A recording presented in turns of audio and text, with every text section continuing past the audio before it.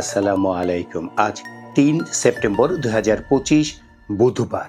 আজকের প্রধান প্রধান খবর নিয়ে উপস্থিত হয়েছি আমি আনোয়ার বাবু। ফেব্রুয়ারির প্রথমার্ধে রোজার আগে ত্রয়োদশ জাতীয় সংসদ নির্বাচন অনুষ্ঠিত হবে, এটা ধরেই প্রস্তুতি শুরু করেছে নির্বাচন কমিশন। ডিসেম্বরের শুরুতে তফসিল ঘোষণার আগে নভেম্বরের মধ্যে গুরুত্বপূর্ণ প্রস্তুতিগুলো সম্পন্ন করতে চায় সংস্থাটি।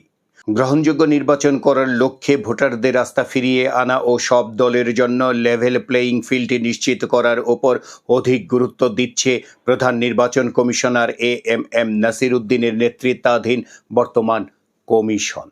তারা নিরপেক্ষভাবে কার্যক্রম পরিচালনার মধ্য দিয়ে ভোট নিয়ে জনগণের মধ্যে যে আস্থাহীনতা তৈরি হয়েছে তা দূর করতে চায়। একই সঙ্গে আইন শৃঙ্খলার বিষয়টিকেও ভালোভাবে লক্ষ্য রাখছে ইসি। বিশেষ করে এই বিষয়ে দলগুলোর সঙ্গে সংলাপ করে তাদের পরামর্শ ও মতামত নিয়ে প্রস্তুতি এগিয়ে নেওয়া হবে। নির্বাচন কমিশনের সঙ্গে সংশ্লিষ্ট একাধিক সূত্রে এসব তথ্য জানা গেছে। আগামী ফেব্রুয়ারি মাসের প্রথমার্ধে জাতীয় নির্বাচন অনুষ্ঠানের লক্ষ্য তুলে ধরে এ বিষয়ে বাধা আসবে বলে সতর্ক করেছেন প্রধান উপদেষ্টা অধ্যাপক মোহাম্মদ ইউনূস। তিনি বলেছেন, যারা অন্তর্বর্তীকালীন সরকারকে নির্বাচন পর্যন্ত পৌঁছাতে দিতে চায় না তারা যত রকমভাবে পারবে বাধা দেবে। বাংলাদেশের সত্তাকে গড়ে তুলতে তারা বাধা দেবে। তারা সর্বোচ্চ চেষ্টা করবে নির্বাচন বানচাল করার, এমন পরিস্থিতি সৃষ্টি করার চেষ্টা করবে যাতে নির্বাচন না হয়।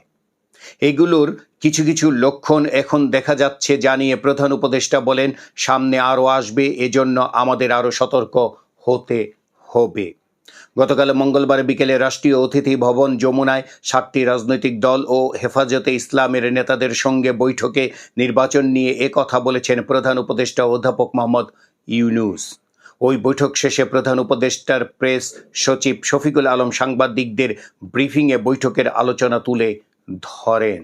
ঢাকা বিশ্ববিদ্যালয় কেন্দ্রীয় ছাত্র সংসদ ডাকসু নির্বাচনে বাম ছাত্র সংগঠনগুলোর একাংশের সমন্বয়ে গঠিত অপ্রতিরোধ্য ৭১ অদম্য ২৪ প্যানেলের মুক্তিযুদ্ধ ও গণতান্ত্রিক আন্দোলন বিষয়ক সম্পাদক প্রার্থী ফাহমিদা আলমকে গণধর্ষণের হুমকির প্রতিবাদে ক্যাম্পাস উত্তাল হয়ে ওঠে। বিক্ষোভ করেছে ছাত্র দল।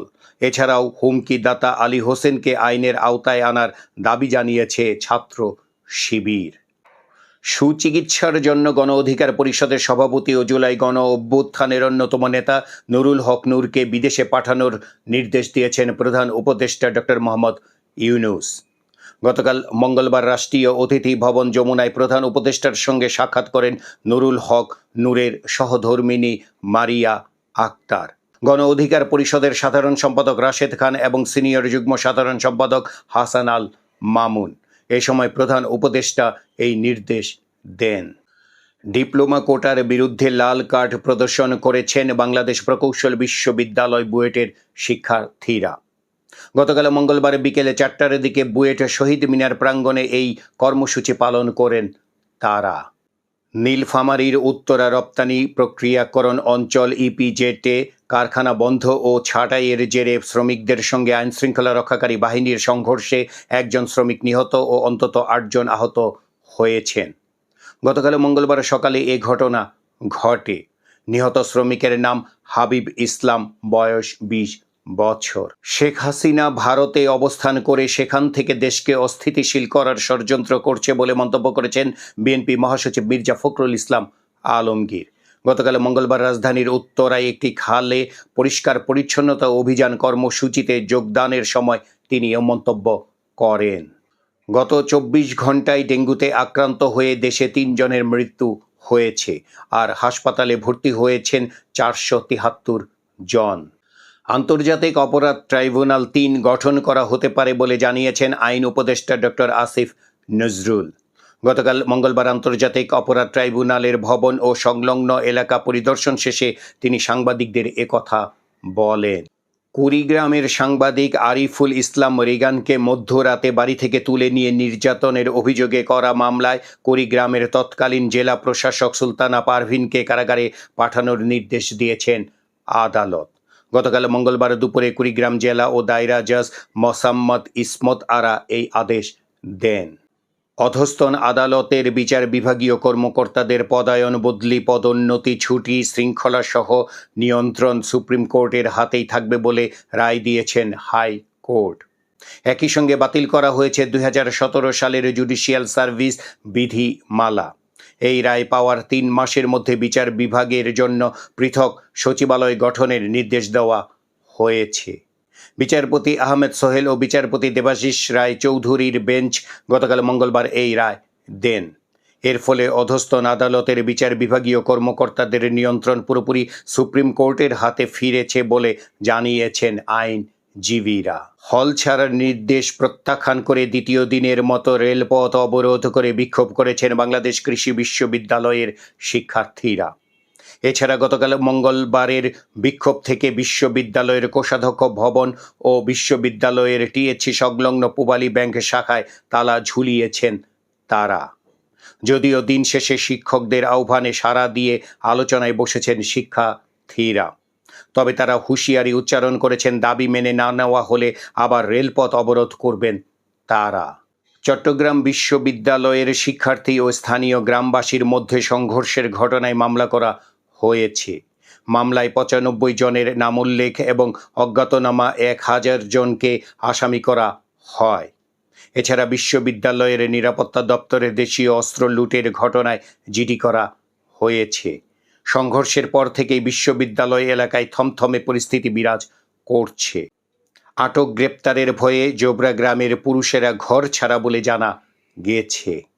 সংঘর্ষের ঘটনায় গতকাল বিশ্ববিদ্যালয় প্রশাসনের 563তম জরুরি সিন্ডিকেট সভা অনুষ্ঠিত হয়। এতে সংঘর্ষের ঘটনা খতিয়ে দেখতে কমিটি গঠন সহ 13টি সিদ্ধান্ত হয়েছে। রাজশাহী বিশ্ববিদ্যালয় কেন্দ্রীয় ছাত্র সংসদ, রাকসু, হল সংসদ ও সিনেটে ছাত্র প্রতিনিধি নির্বাচনের ভোটার তালিকায় প্রথম বর্ষের শিক্ষার্থীদের অন্তর্ভুক্ত করা হয়েছে, অর্থাৎ তারাও এখন ভোট দিতে পারবেন।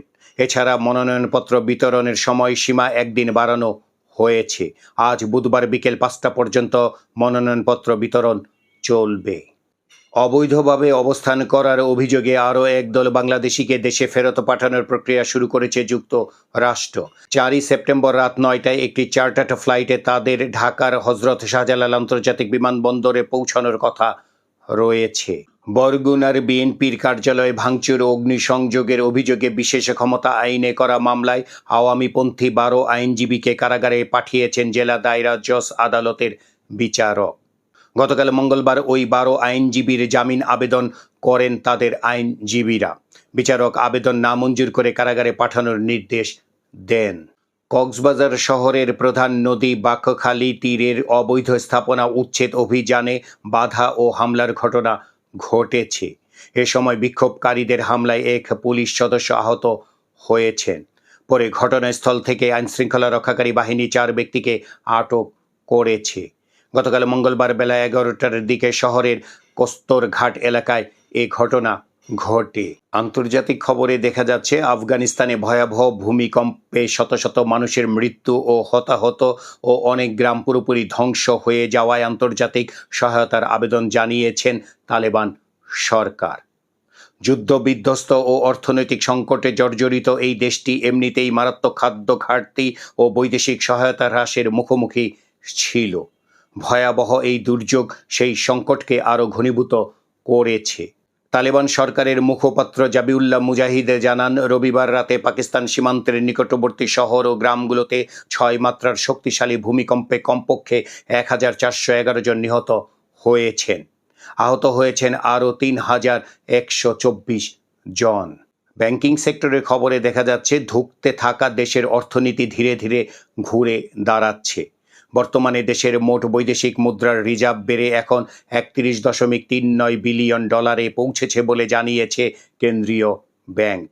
গতকাল মঙ্গলবার বাংলাদেশ ব্যাংকের নির্বাহী পরিচালক ও মুখপাত্র আরিফ হোসেন খান এ তথ্য জানিয়েছেন। বিনোদনের খবর। প্রতিনিয়ত নতুন শিল্পী খুঁজে বের করেন এআর রহমান। তাদের নিয়ে করেন নিজের মিউজিক্যাল এক্সপেরিমেন্ট। সোশ্যাল মিডিয়ার রিলস থেকেও প্রতিভাবান শিল্পী খোঁজেন তিনি। এই ছিল আজকের প্রধান প্রধান খবর। আমাদের এই খবর নিয়ে আপনাদের যদি কোনো মতামত থাকে তাহলে কমেন্ট বক্সে জানাতে পারেন। আর আমাদের এই চ্যানেলটি সাবস্ক্রাইব করে আমাদের সাথেও থাকতে পারেন।